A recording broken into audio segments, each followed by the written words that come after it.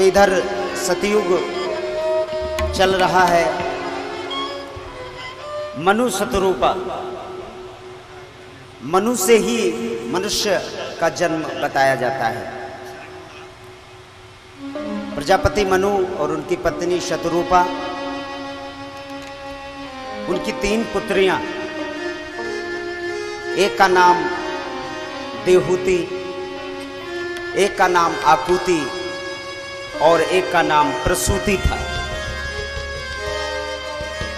मनु शतरूपा ने अपनी प्रसूति नाम की कन्या दक्ष प्रजापति के साथ ब्याही और अपनी दूसरी कन्या आकुति का विवाह मारीच प्रजापति के साथ किया। और जो उनकी तीसरी कन्या थी जिसका नाम देवहूति था, उसके लिए कोई वर नहीं मिल रहा था, वो वर की तलाश में थे। एक दिन सरस्वती नदी के तट पे वन में शिकार खेलने के लिए गए हुए थे। अचानक उन्हें एक मुनि दिखाई पड़े। संभीतो संभृतहु दृश्यत ही करदम मुनि ही। करदम मुनि वहीं पर बैठे तपस्या कर रहे थे। मनु शतरूपा ने उनका अभिनंदन किया और उनसे प्रार्थना की कि प्रभु, आप ही मेरी कन्या के योग्य वर हैं, आप इसे स्वीकार कीजिए। तो करदम जी ने कहा कि मैं नैष्ठिक ब्रह्मचारी तो नहीं हूँ, परंतु कुछ समय के लिए मैं ब्रह्मचर्य हूँ, तपस्या में लीन हूँ। लेकिन अगर मेरे परमपिता ब्रह्मा जी का आशीर्वाद होगा या उनका अनुमोदन होगा तो मैं आपकी कन्या का वरण करूँगा। ब्रह्मा जी आते हैं और करदम को उससे विवाह करने के लिए प्रेरित करते हैं। करदम जी और देवहूति का विवाह संपन्न होता है। ध्यान से सुनिए, आजकल हम अपनी बेटियों का विवाह खोजते हैं। ये कथा अपने जीवन में धारण करनी है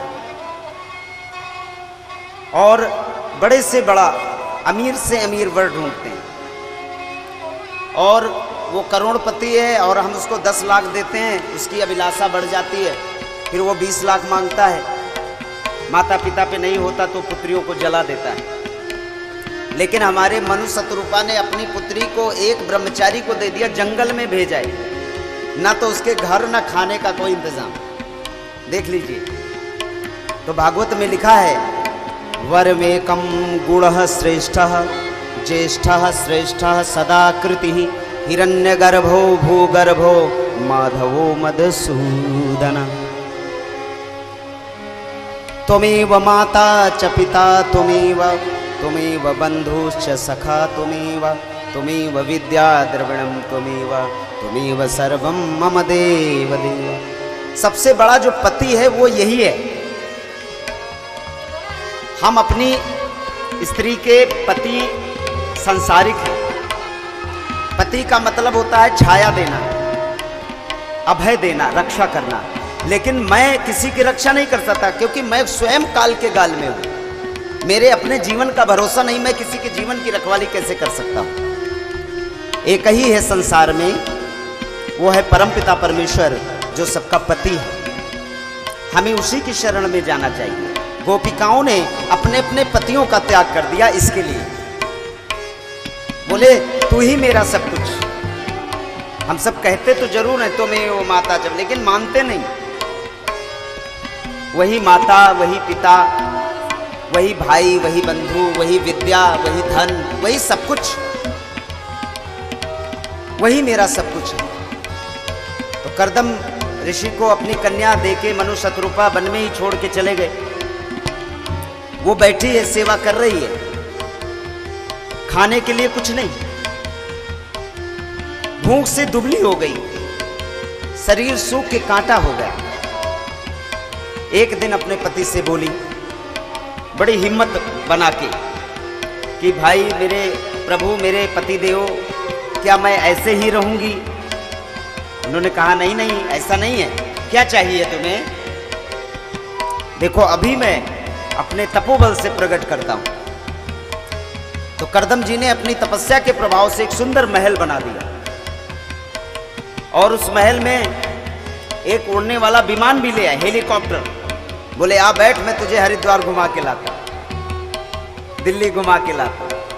चारों तरफ विमान में विचरण करने लगे। सुंदर सुंदर सामग्री, खाने पीने की, सुंदर सुंदर फर्श, गद्दे, सब कुछ। करदम जी ने कहा सुन, ये सारा सुख तब तक है जब तक तुझे पुत्र ना हो जाए, उसके बाद मैं फिर वन में चला जाऊंगा तपस्या के लिए। बोले ठीक है। तो इस तरह से 12 वर्ष बीत गए। करदम जी को 9 कन्याएं हुई। करदम जी बोले अब तो भाई अब मैं जाऊंगा, अब पुत्र नहीं होगा। बोले नहीं नहीं प्रभु, ऐसे कैसे छोड़ के आप जाओगे, मेरा सहारा कौन होगा, पुत्रियों के ब्याह के बाद मुझे कौन देखेगा। बोले चलो एक अवसर देता हूं। तो उन्होंने भगवान की तपस्या की, भगवान प्रसन्न हुए। भगवान ने कहा वर मांगो। तो देवहूति माता ने कहा वरमेकं गुणी पुत्र समरूपम समत्वा प्रभु। बोले हे प्रभु आप मुझे अपने समान पुत्र दीजिए। तो भगवान ने कहा माता मेरे समान तो मैं ही हूं। Everybody unique in the world, same things, everybody having 2 eyes, everybody having 2 hands, everybody having 2 legs, but everybody different, no one are same in the world। कितना बड़ा कलाकार है वो, वही 2 आंख, वही 2 हाथ, लेकिन हर आदमी के चेहरे अलग अलग होते हैं। तो भगवान ने कहा भाई अपनी तरह तो मैं ही हूं संसार में और कोई दूसरा नहीं, तो मुझे ही आना होगा। बोले कोई भी बात नहीं, आप ही आ जाओ। तो भगवान ने माता देवहूति के गर्भ में प्रवेश किया और उनके पुत्र के रूप में जन्म लेते हैं। बोलो कपिल भगवान की। तो भगवान ने माता देवहूति और करदम प्रजापति के गर्भ से अवतार लिया कपिल भगवान के रूप में। और अब करदम जी चले गए वन को, तपस्या में चले गए। माता देवहूति अपने पुत्र का पालन कर रही है। पुत्र बड़ा हुआ तो पुत्र तो ज्ञानी, उसने कहा माता अब तेरा यहां रहने का क्या प्रयोजन।